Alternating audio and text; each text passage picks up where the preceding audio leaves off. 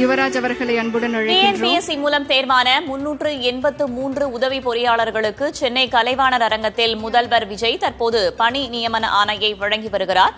கூடுதல் தகவல்களை வழங்குவதற்காக செய்தியாளர் ரமேஷ் இணைந்திருக்கிறார். ரமேஷ், என்னென்ன நிலைகளில் இருப்பவர்களுக்கு தற்போது பணி நியமன ஆணை வழங்கப்பட்டு வருகிறது? கூடுதல் விவரம். உதவி பொறியாளர்கள், அதாவது மின்னியல் துறையில அந்த ஏஇ என்று சொல்வார்கள், ஒவ்வொரு பகுதியிலும் இந்த மின் தடையை நீக்குவது உள்ளிட்ட விஷயங்களை பராமரிக்கக்கூடிய பணியில் ஈடுபடுவார்கள். அவர்களை பொறுத்தவரை அவர்கள் இது போன்ற முக்கியமான காலகட்டத்தில் அசிஸ்டன்ட் என்ஜினியர்ஸ் என்று சொல்வார்கள். அவர்கள் ட்ரிபிள் இ என்று சொல்லக்கூடிய எலக்ட்ரானிக்ஸ் படித்தவர்கள். அவர்களுடைய பணி என்பது தற்போது டிஎன்பிஎஸ்சி மூலமாக எக்ஸாம் வச்சு தேர்வு செய்யப்பட்டிருக்கிறார்கள். அதே போல 18 உதவி கணக்கு அலுவலர்கள், அதே போல 383 உதவி பொறியாளர்கள் என 401 நபர்களுக்கு பணி நியமன ஆணைகளை முதலமைச்சர் கலைவாணர் அரங்கில் வழங்குகிறார். இந்த நிகழ்ச்சியை பொறுத்தவரை முதல் முறையாக முதலமைச்சர் கலைவாணர் அரங்கில் பங்கேற்கக்கூடிய ஒரு நிகழ்ச்சியாக இருக்கிறது.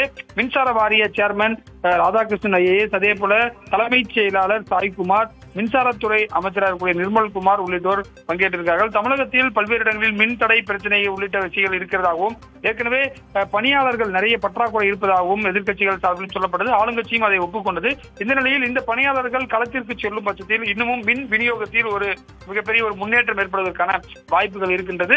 தொடர்ச்சியாக நாளை மின்சாரத்துறையில பாத்தீங்கன்னா வெள்ளை அறிக்கையை அமைச்சர் நிர்மல்குமார் வெளியிட்டிருக்கிறார். முதல் முறையாக தமிழக அரசுடைய வரலாற்றிலேயே இந்த மின்சாரத்துறை சம்பந்தமான ஒரு வெள்ளை அறிக்கையும் வெளியாக இருக்கிறது.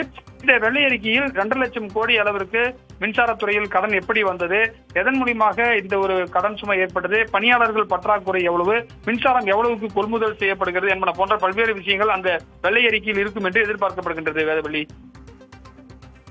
தொடர்ந்து வேறு என்னென்ன நிகழ்வுகளில் முதல்வர் இன்றைய தினம் பங்கேற்கவிருக்கிறார்? ரமேஷ், நிச்சயமாக முதலமைச்சர் இந்த நிகழ்ச்சியை முடித்துவிட்டு தலைமைச் செயலகம் வருகிறார். தலைமைச் செயலகத்தில் நாள்தோறும் காலைக்கு வரக்கூடிய முதலமைச்சர் மாலை வரை இங்கேதான் இருக்கிறார். பல்வேறு துறை சார்ந்த ஆய்வுக் கூட்டங்களை நடத்துகிறார்.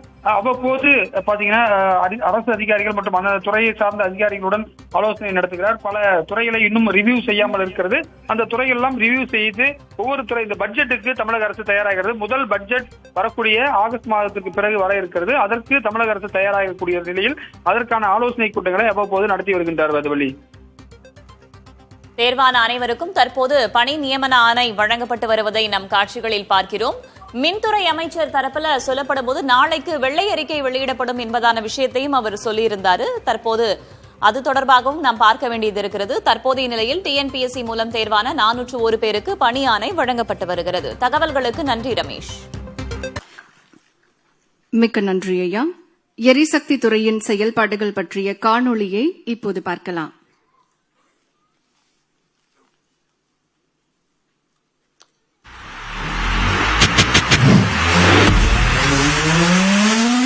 சி ஜோசப் விஜய் எனும் நான் ஆட்சி பொறுப்பேற்ற அந்த புனித தருணம், மக்களின் நிதிச் சுமையை குறைக்க, ஏழை எளியோரின் இல்லங்களில் ஒளியேற்ற மாண்புமிகு முதலமைச்சரின் முதல் வரலாற்று சிறப்பு மிக்க கையெழுத்து. 500 யூனிட் வரை மின்சாரம் பயன்படுத்தும் வீடுகளுக்கு 2 மாதங்களுக்கு 200 யூனிட் கட்டணமில்லா மின்சாரம். தமிழ்நாட்டின் மின் கட்டமைப்பை மேலும் வலுப்படுத்த மாண்புமிகு முதலமைச்சர் அவர்களின் தலைமையில் நடைபெற்ற ஆய்வுக் கூட்டம். ரூபாய் 15,032 கோடி மதிப்பீட்டில் 231 புதிய துணை மின் நிலையங்கள் அமைக்க உத்தரவு. மின் தளவாட பொருட்களை உடனடியாக கொள்முதல் செய்ய உத்தரவு. தலைநகரம் சென்னை மற்றும் அதன் புறநகர் பகுதிகளில் எதிர்பாராமல் ஏற்படும் மின் தடங்கல்களை முறியடிப்பதற்காக 10 உயர்மட்ட கண்காணிப்பு குழுக்கள், 125 சிறப்பு மின் தடை நீக்க ரோந்து வாகனங்கள், வெளிப்படையான நிர்வாகம், விரைவான சேவை. பசுமையாற்றல் வளர்ச்சியை மேலும் வலுப்படுத்திட 5 புதிய பிரத்யேக மண்டலங்கள் உருவாக்கம். ஒப்பந்தங்களில் அனைவருக்கும் சம வாய்ப்பு. 300 பொறியாளர்களுக்கு ஒரே நேரத்தில் பதவி உயர்வு. இது கனவா நனவா அப்படின்னு பார்க்க சட்டுன்னு நேற்று வரைக்கும் ஏடியா இருந்தோம், இன்னைக்கு திடீர்னு ஈயா இருக்கும். நிஜமாவே வெறிய ஷாக்கா இருக்கு. கடந்த 3 வருஷமா படாத துயரங்கள்லாம் பட்டாச்சு. இதெல்லாம் செஞ்சு கொடுத்த இந்த அரசுக்கு கண்டிப்பா எங்களோட நன்றியை தெரிவிச்சுக்கணும். மின்சாரத்துறையை தமிழகத்தின் பெருமை மிகு துறையாக மாற்றி மின்மிகை மாநிலமாய் தமிழகத்தை வழிநடத்தும் மாண்புமிகு முதலமைச்சர் அவர்கள் இன்றைய தினம் தமிழ்நாடு அரசு பணியாளர் தேர்வாணையம் மூலம் தேர்ந்தெடுக்கப்பட்ட 383 உதவி பொறியாளர்கள் மற்றும் 18 உதவி கணக்கு அலுவலர்களுக்கு தன் பொற்கரங்களால் பணி நியமன ஆணைகளை வழங்கி சிறப்பிக்க உள்ளமைக்கு நெஞ்சார்ந்த நன்றி.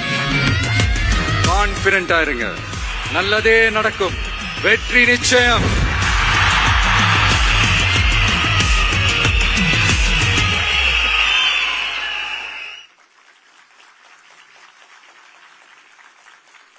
எரிசக்தி துறை சார்பில் தமிழ்நாடு அரசு பணியாளர் தேர்வாணையம் மூலம் தேர்வு செய்யப்பட்ட 383 நபர்களுக்கு உதவி பொறியாளர்கள் மற்றும் 18 நபர்களுக்கு உதவி கணக்கு அலுவலர்கள் என மொத்தம் 401 நபர்களுக்கு பணி நியமன ஆணைகளை வழங்கி சிறப்பிக்குமாறு மாண்புமிகு தமிழ்நாடு முதலமைச்சர் அவர்களை பணிவன்புடன் கேட்டுக் கொள்கின்றோம். முதலாவது பணியாணை அட்சயலட்சுமி அவர்கள். இவர் நிறைமாத கர்ப்பிணியாக இருக்கிறார்.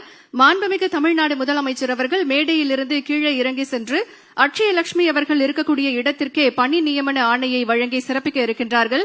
இவருக்கு இன்னும் 3 நாட்களில் பிரசவ தேதி அறிவிக்கப்பட்டிருக்கிறது. இவருக்கு 28ஆம் தேதி பிரசவ தேதி அறிவிக்கப்பட்டிருக்கிறது.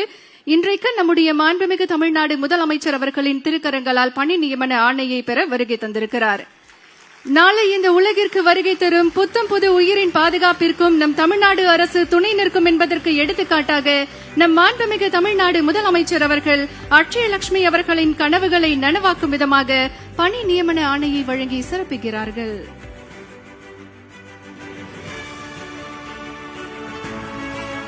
ஒரு தாய் தன் குழந்தையை கைப்பிடித்து வாழ்க்கை பாதையில் நடத்திச் செல்வது போல தமிழ்நாடு அரசும் பெண்களின் கனவுகளுக்கு கரம் கொடுத்து சாதனையின் உச்சிக்கு கொண்டு செல்கிறது. இதை ஒவ்வொரு நொடியும் நம் மாண்புமிகு தமிழ்நாடு முதலமைச்சர் அவர்கள் தன்னுடைய செயலால் நிரூபித்து வருகிறார்கள். தொடர்ந்து மற்றவர்களுக்கு பணி நியமன ஆணைகளை வழங்கி சிறப்பிக்குமாறு மாண்புமிகு தமிழ்நாடு முதலமைச்சர் அவர்களை பணிவன்புடன் கேட்டுக் கொள்கின்றோம். முதலாவதாக லோகராஜன் அவர்களை அன்போடு மேடைக்கு